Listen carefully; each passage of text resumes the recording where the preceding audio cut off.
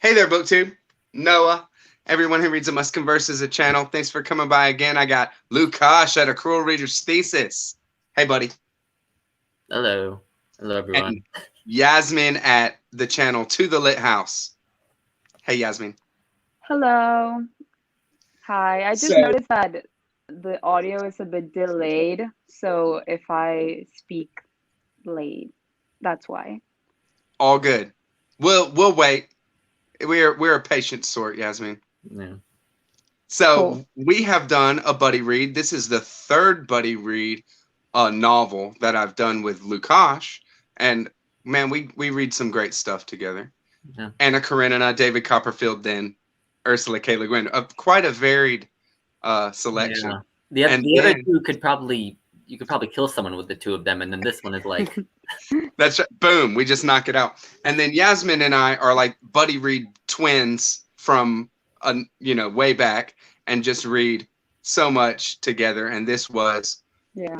I would say, we read this and Ursula K. Le Guin's Left Hand of Darkness at this pretty much the same time. I think you read Yeah. one first and then the other, and then I read this one first and then I read. So we kind of Yeah, flipped it. exactly. But we're talking today about Ursula K. Le Guin's The Lathe of Heaven. All with different covers. I love it. Yeah. That's Mine right. has the turtles. I like Yasmin's a lot. A Yeah. lot more than mine. This Yeah, I really hate love my it. edition. That's why I have to picked say. it.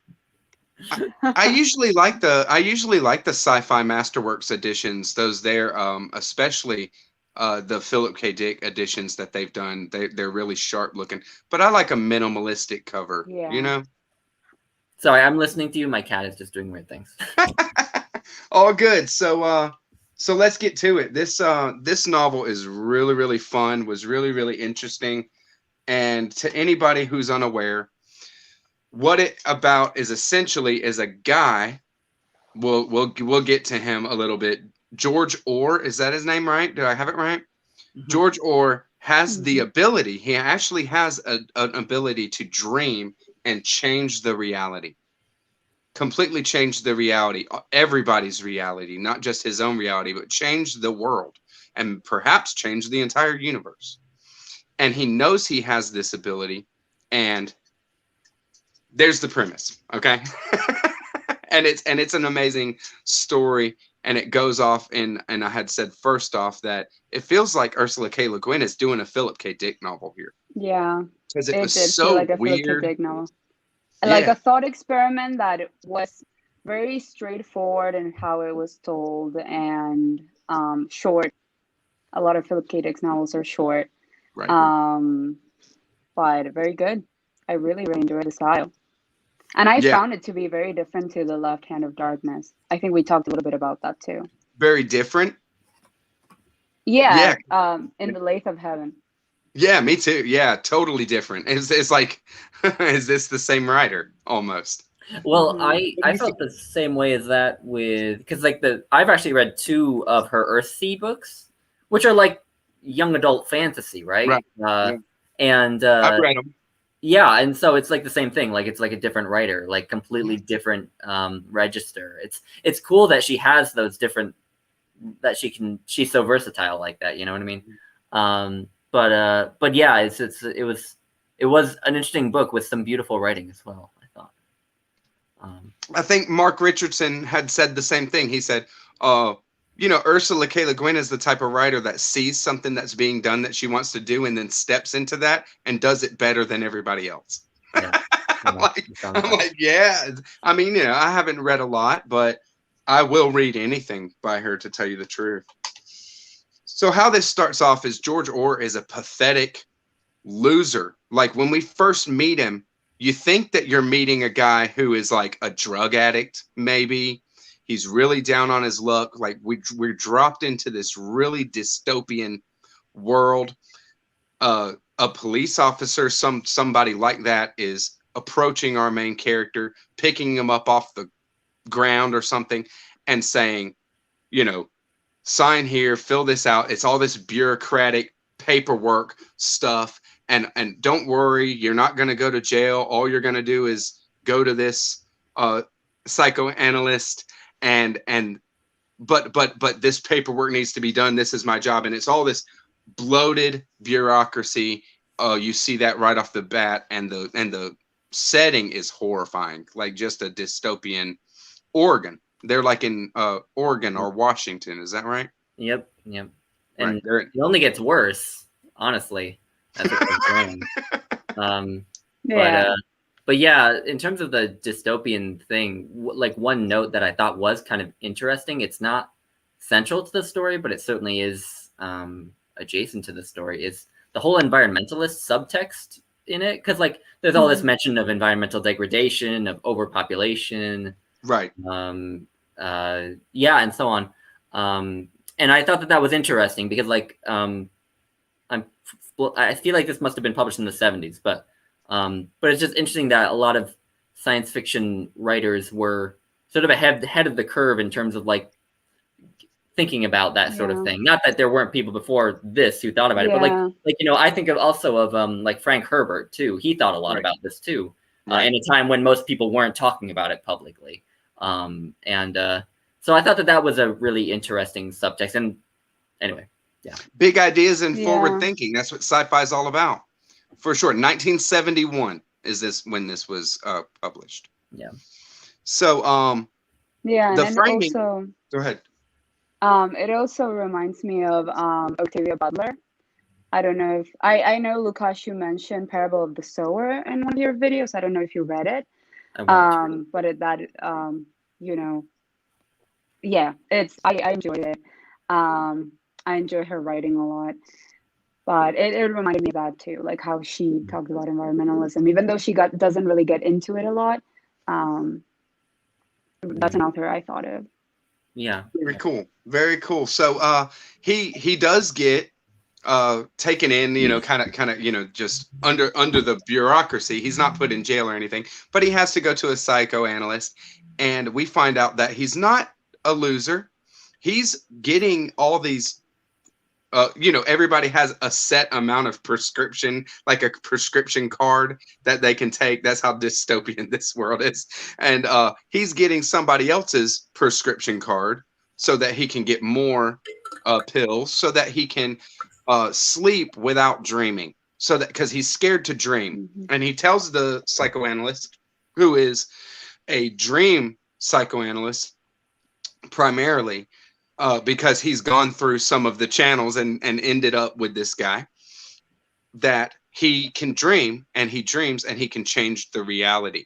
Of course, at first he doesn't believe him, but he puts him under. He says, well, I can put you under hypnosis, and I can ensure that you dream.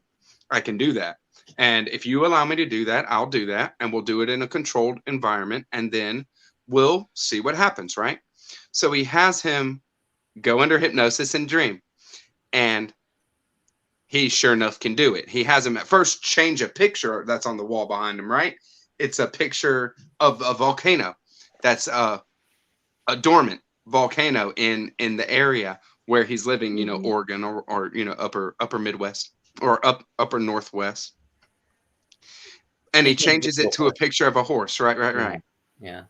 And he does that, and now, since the psychoanalyst is in the center of the happening, he knows that it has changed as well. We go through another couple chapters, and then we see that the psychoanalyst is having him change it back or something like this, and he's really just getting a feel for this guy's power because he can see it and he knows it. But he's not letting our main guy, he's not letting our guy George know that he knows.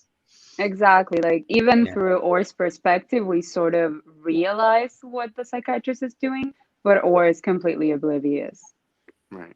That's funny because I got confused for a while because like I can be absent-minded, so like I was fully convinced that Haber, the therapist, had no clue that it was changing at first.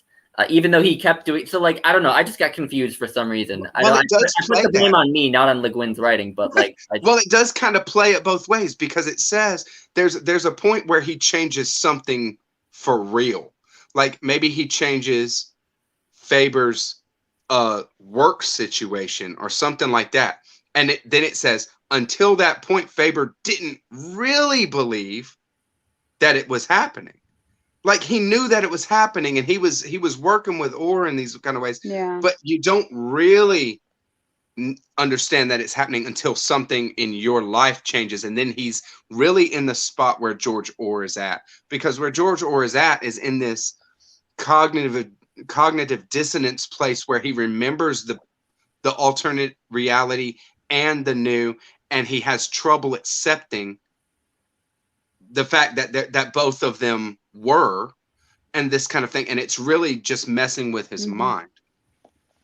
But Faber, he walks this line, and I think that it's a testament to Gwen's genius that he walks this kind of line, but his intentions are ultimately in the right place. Faber wants to create a better world. He wants to create whatever he might see as a utopia, right? So like you said, Lukash, what are we concerned with? The environmental problems and fixing things about the society. Overpopulation. Yeah, and kill off half the human population with a plague, you know? Right. Like, exactly. Or just wants to be cured. He's like, he just wants this to stop, and he's like, this guy is going to cure me eventually. And we know, even as readers, that Faber has no intention of curing him. He's just he wants to wield this power because he can, and he wants to create kind of a utopian society. So that's the most pointed thing, is when Orr was, and see, that's when he goes to and gets is it a lawyer? He goes and gets a lawyer to come in and observe, and George Orr gets put under, gets to dreaming, and what Haber has him doing is he remembers that it was crowded on the subway or on the train getting there, and it sucked, and he's like, well, think of a world where it's not overcrowded, where there's enough space for everybody and everything. And while Faber, Orr, and the lawyer are there, all three are in the center of it, and he dreams of the plague. That a plague had happened 5-7 years ago, more maybe.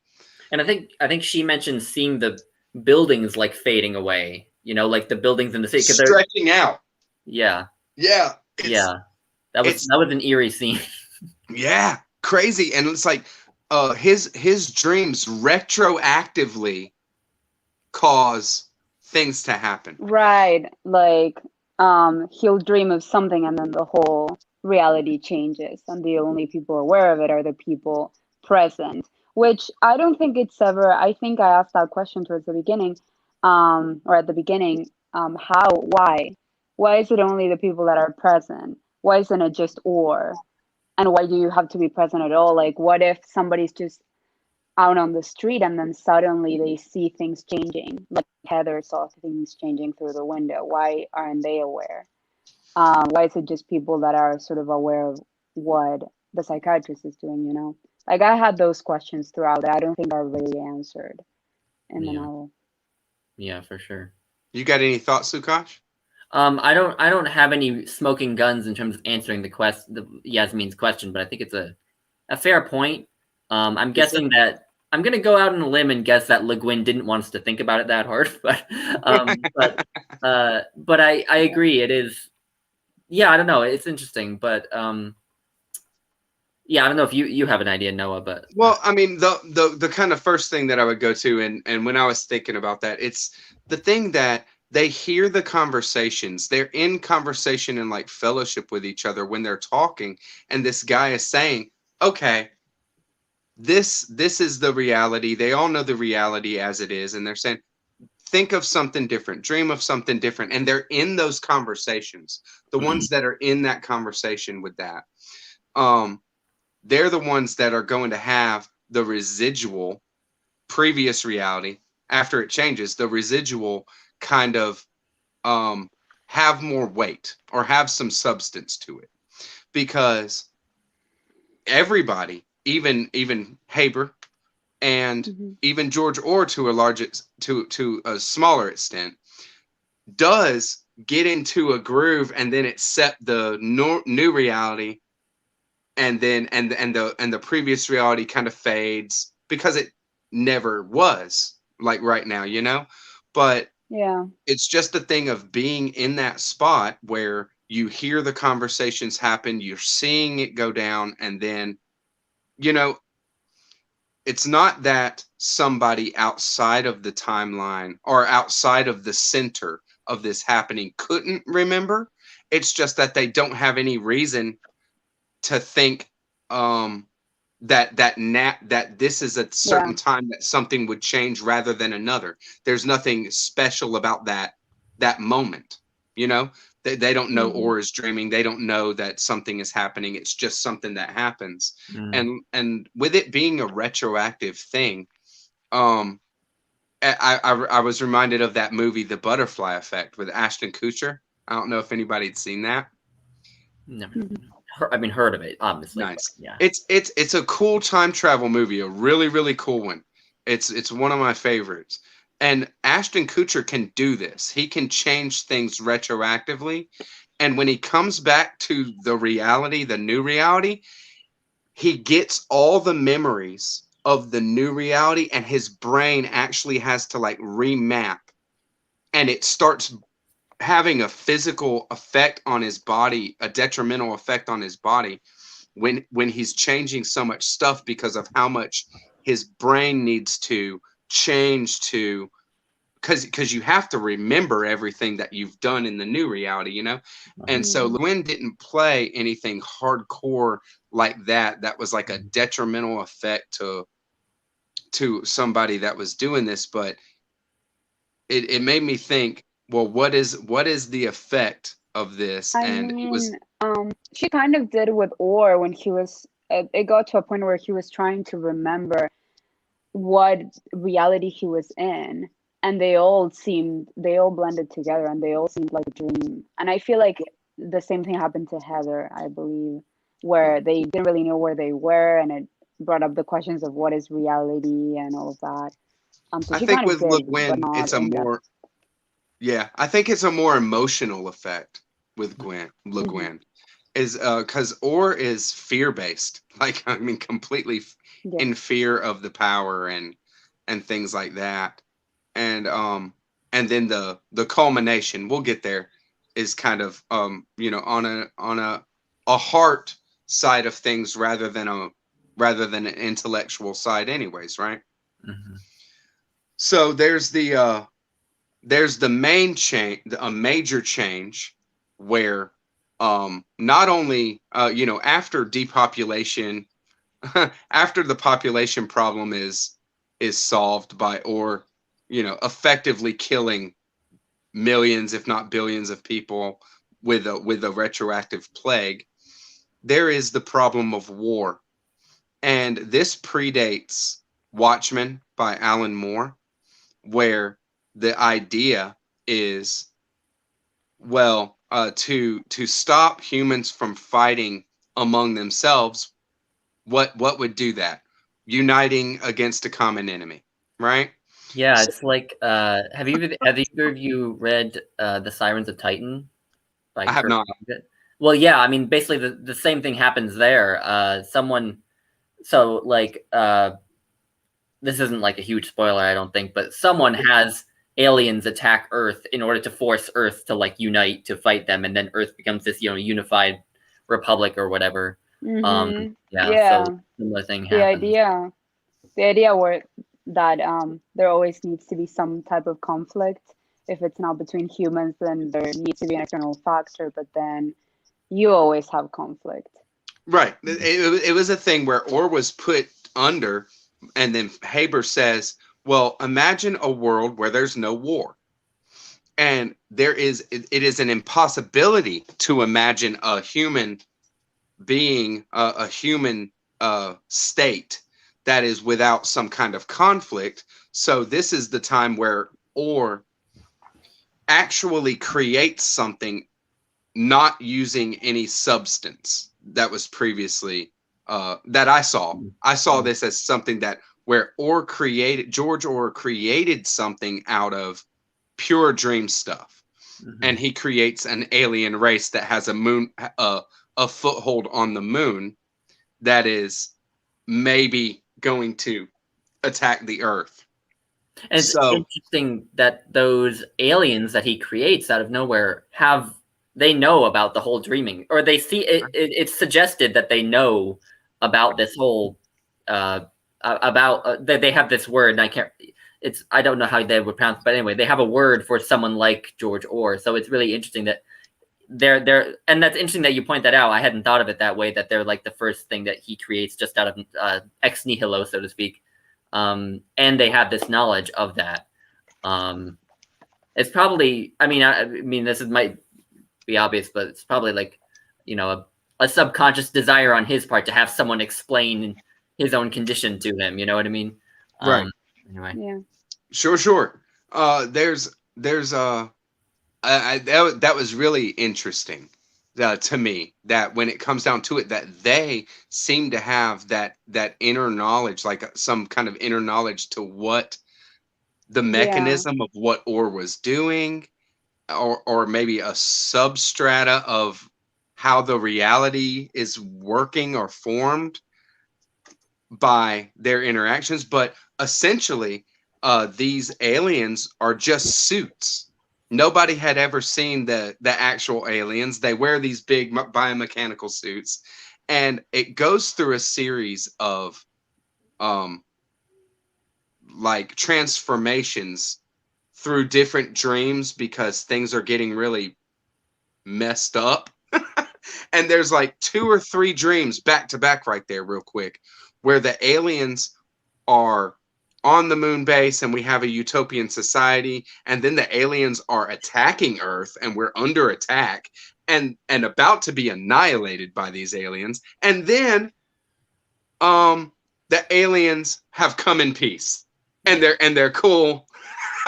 It's like literally they had just blown open the building, I feel like, and then there was like a spaceship or something up there, and then they were like, "Oh, hello, how are you doing?" It's just like, well, you know what? That's where he shows exactly the time where Orr was dreaming, and that happened, where this alien comes into and he says to Haber, we're not fighting you. We're just trying to get in touch with you. Sorry for any misunderstanding.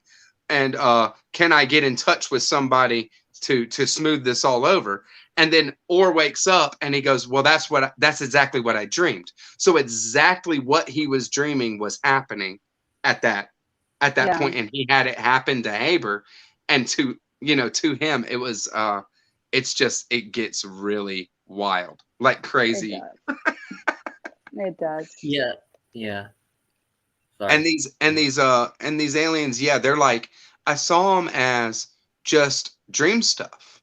That they were like made of dream stuff. They were made of that kind of just imaginative energy there. So what they talk about and what they're concerned with is that, and they're down to talk to Orr about that, and so he suggests to Haber to go and talk to them about that as well, you know? Yeah. Yeah. So then we get to the point where Haber is actually telling Orr to dream that Haber has the power and not him. Yeah. He says, I can cure you. I finally found a way to cure you. Why don't you dream that you don't have this power, that I've had this power the whole time, and that it's me that's doing this, and then you'll be free. And he does it. Yeah. Then we get the ending, which is like the ending is just really ominous. Oh yeah. I found the way that it ended just really, it was unsettling. You know, and I mean, probably anyone, I mean, we've given a ton of spoilers already, but anyone who's listened so far probably can tell that, you know, William, whatever he's dreaming, Haber, when he first goes to do, because presumably he gets that power and then puts himself back into hypnosis immediately. Yeah. Almost and immediately. I'm really, really, I wish I knew what he was trying to dream when that happened. Because like what happens is basically he gets this power, and then a cataclysm happens. Like this, like shit hits the fan, and like this is apocalypse basically.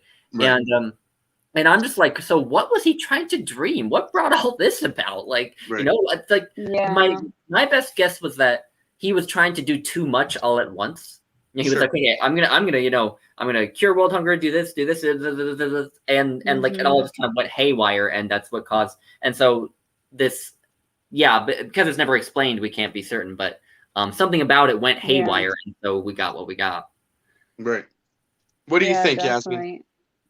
I think I mentioned this in the group chat that we had, but I think it was that partly that he was trying to change too much, because obviously before, when he had to explain what he wanted to Orr, he had to, I guess, think through one idea of what he wanted to change, but then when he had the whole power, he could just do it all at once, essentially.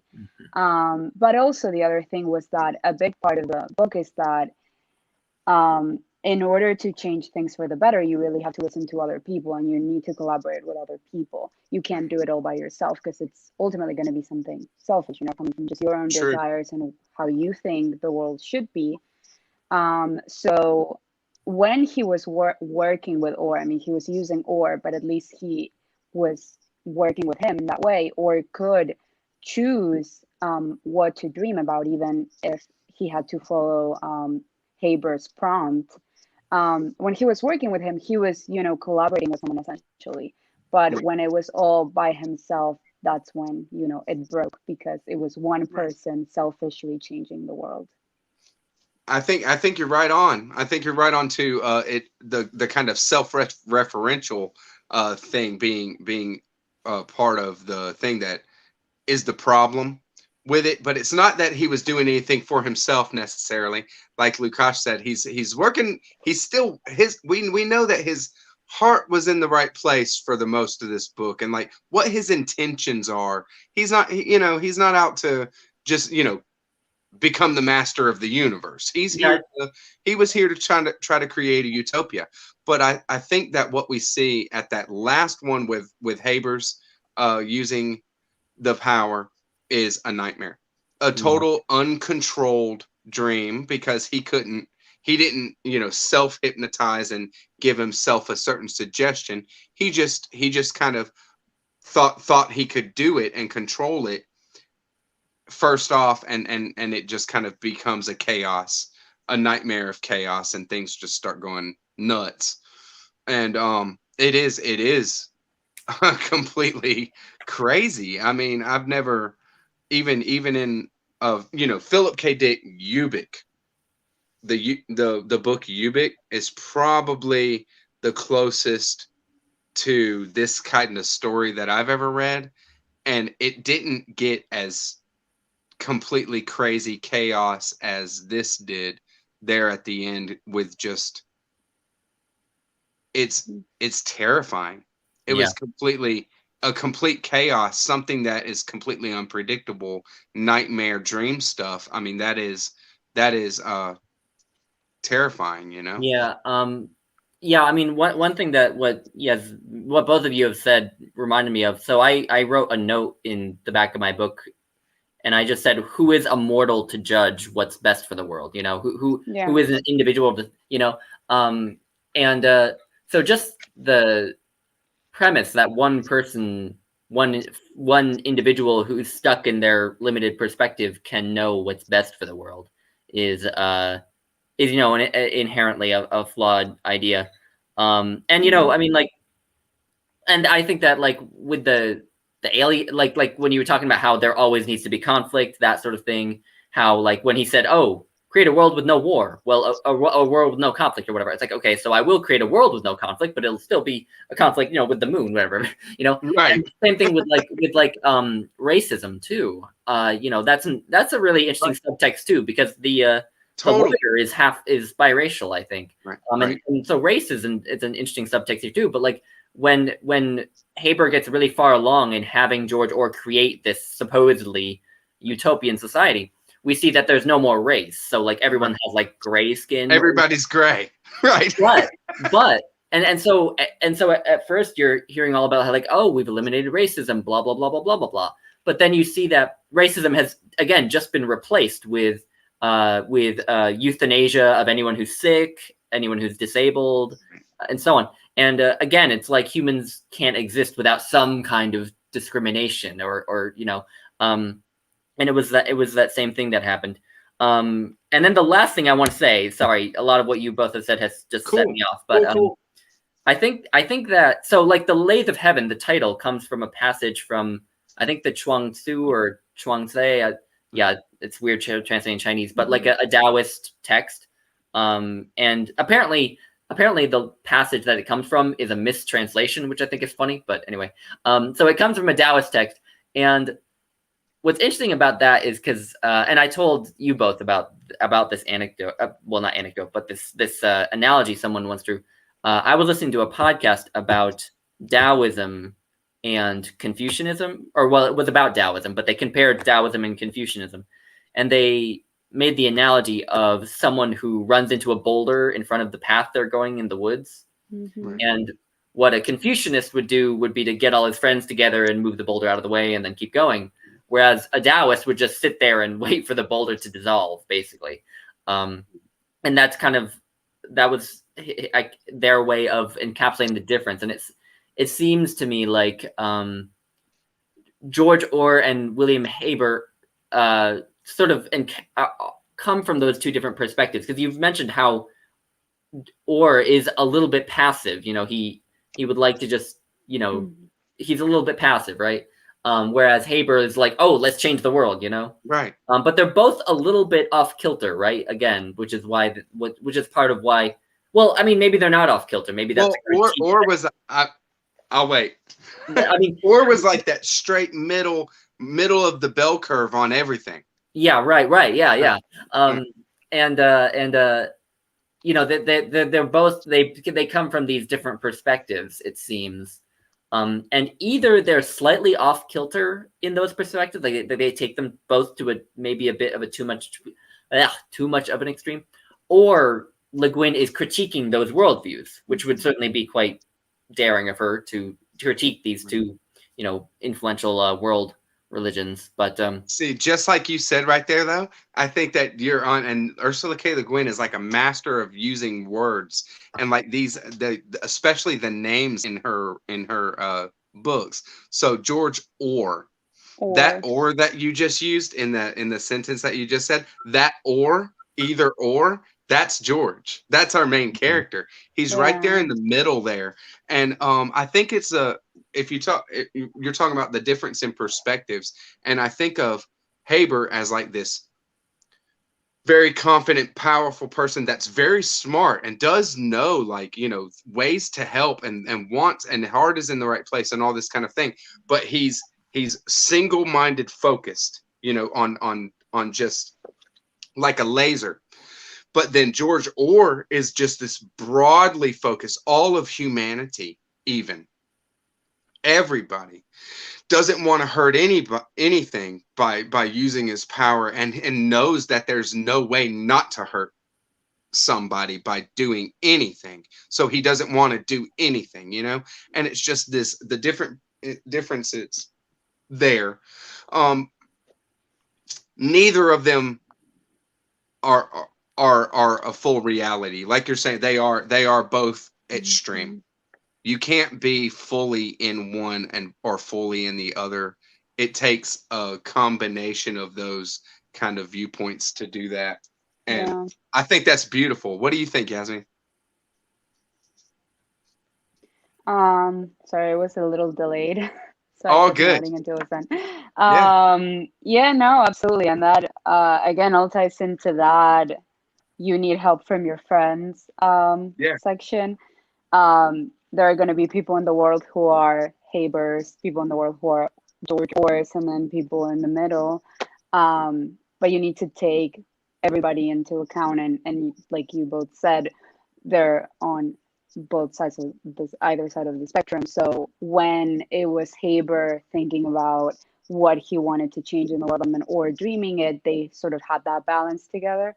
And then once it was just Haber, it just all went to hell essentially because Right. they just didn't have that balance. So I guess they do represent that, and then combine sort of represent how you I think can they do make change. represent that for sure. And like, but what you're saying there, Lukash, it might be interesting to explore for sure, because like in that illustration, the Confucianist point of view is more like the George Orr point of view, I guess, where he, you know, he's gonna get he would get we're all in this together. Let's all move this boulder. Let's and get people together to accomplish something. And Haber would be someone who just goes at a problem himself, and if it's not something that he's going to move, he's just going to uh I guess still be singular about it, not uh not really look to others to do something. But um it's interesting, that's for sure. Yeah. Very interesting. So the quote is at the beginning of chapter 3: "Those whom heaven helps, we call the sons of heaven. They do not learn this by learning. They do not work it by working. They do not reason it by using reason. To let understanding stop at what cannot be understood is a high attainment, and those who cannot do it will be destroyed on the lathe of heaven." So I don't know. Maybe it's about acceptance. Yeah. I don't know if I've thought about what I think this whole thing is about. But now that I say it like that, you remember the end where he lost his girl. The lawyer Hmm. through the dream transformations becomes his beloved Yeah. wife, and then he loses her through another set of dream transformations. Yeah. And there's an acceptance at the end of that well, the way the world is now, with these dream stuff, weird ass aliens everywhere, and also he's lost his woman. Well, it just is what it is, and he doesn't have the power anymore. He can't change it. So Yeah. Mm. That's true. acceptance, right? And yeah, and what we're talking about when we're talking about conflict, there's always going to be conflict of some kind. You're trying to solve something and then something else comes up. So why not just accept the world the way it is? Because also some of the things that we see as conflicting or bad also bring about so many things that are great. When I think that it's when the racism, when everybody just turns gray, that Heather wasn't part of that world or something like that. Like whenever they're trying to tackle an issue, things that they don't want to happen. So there's always going to be something to change. So definitely about acceptance, I think. Nice. What do you think, Lukash? You want to add anything? I think I've done a pretty. I think I might be Uh, here. I I mean, I think we've almost touched on like most of what I had, but what this is making me think about with what y'all said is there's this TED Talk that I really like by this guy named Jim Holt. And like I know TED Talks, some people like think that they're dumb, but Jim Holt has written a book that I've also read, and it is a really good book.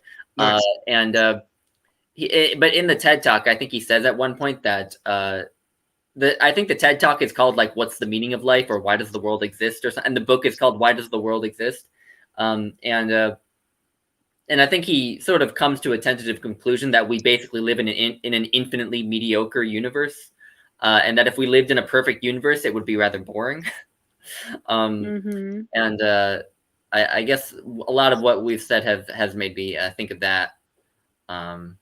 Yeah, but I've always liked that characterization. We just live in an infinitely mediocre universe, and we should just Nice. accept that. Well, I tell you, not that we shouldn't do certain things to try to change it within our powers, but like, anyway, yeah.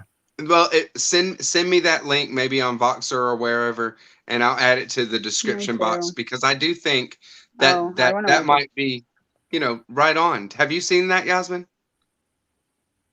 No, I want to watch it. I Oh, said. okay.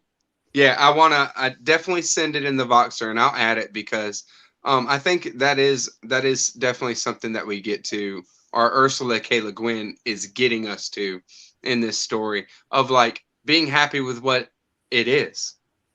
You know, when it comes down to it, uh, for all the thinking we could do as to how it could be better, if we implemented those things, people would suffer.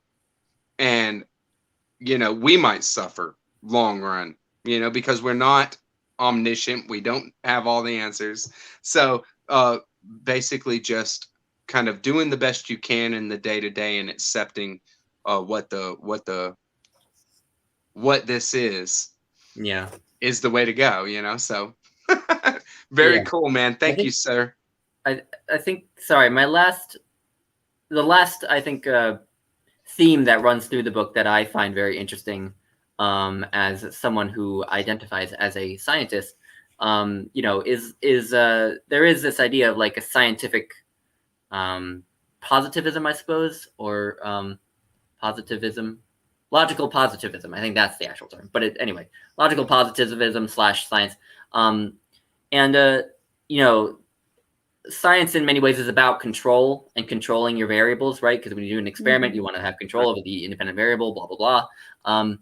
And that idea of control, we're going to control everything, taken to the book seems to look at the extreme of that, right? Because obviously science is great.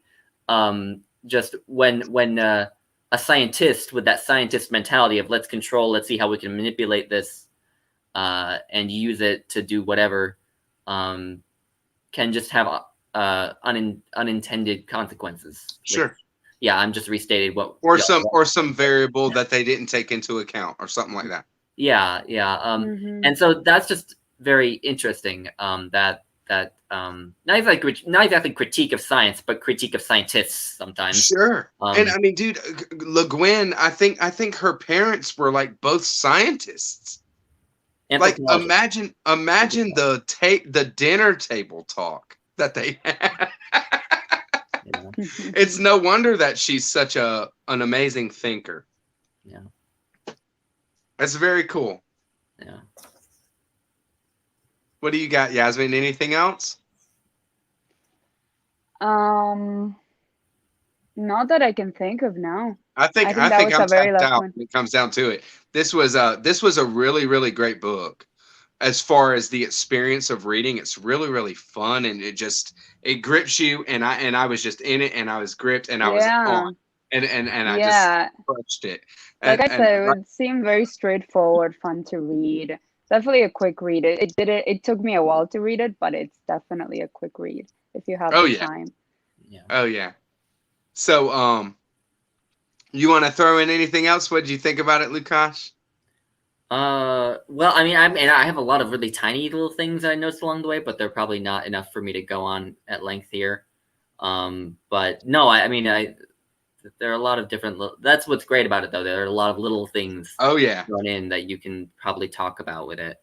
For sure, especially with like his relationship with the lawyer. They had that little, retreat in the middle of it where they went to the woods together, and that's where she actually kind of controls him dreaming one time and things like that. And it's just like there's so many little wonderful little nuances too, and I think that is indicative of Le Guin's writing when it comes down to it, that it's very human. There's a lot of real human feeling and just experience of being a human that is illustrated by her characters. And so like I said at the beginning, I'll read any Ursula K. Le Guin. This was really, really cool. Yeah, so is this for both of you, is this your second Le Guin, or have you read others? I've read the Earthsea trilogy. Oh, okay. Okay. Yeah. And then I read this, and then I read Lathe of Heaven. Left Hand of Darkness, you mean? Oh yeah. Then I read this, then I read Left Hand of Darkness. Okay. Right. Yeah, I read Left Hand of Darkness first. So Noah and I started them sort of at the same time, The Lathe of Heaven and Left Hand of Darkness. But I had to read The Left Hand of Darkness really quickly because of a book club that I have. And then Lathe of Heaven, I took my time with it. Even though it's shorter and easier to read, I think. Yeah. Cool. Yeah. Yeah, I've only read 2 of the Earthsea books and then this. But definitely I've heard some things from y'all and from some others about Left Hand of Darkness that have got me curious. So, dude, it's fun. Yeah. It's a great book. I'm gonna do something on it. I have kind of put it off for a little while doing anything on it, but I'm gonna do something on it because it was really, really good. And there's just so much to LeGuin's writing. Like you said, very versatile, very diverse kind of writing. I have a book on the shelf called The Telling, and I have a book on the shelf called The Word for the World is Forest. So I will definitely check it out. I think it might be a short story collection, but I'm not sure. Yeah. But yeah. All right. So thank you very much, guys, for the buddy read. Yeah. It's so fun. Thank you, Lukash. I will have I think I have y'all both linked already. So very cool. Thank you very much, y'all. Right. And thank you, BookTube. Thank you. Yeah, great discussion, guys. Catch you on the next one, y'all. Bye. Bye.